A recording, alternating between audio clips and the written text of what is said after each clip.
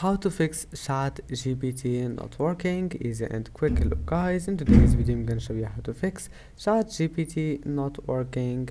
First, if you want to fix it, all you need to do, just open your browser, and now once you're here, click these 3 points and then click history,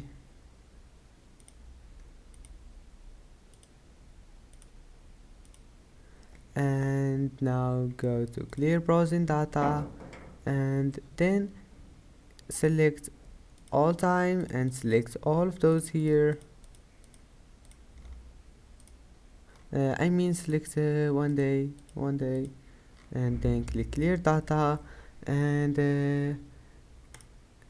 then just close your browser and turn it on again and open it again, and turn off your Wi-Fi and turn it on, and then try to open ChatGPT and your problem must be fixed.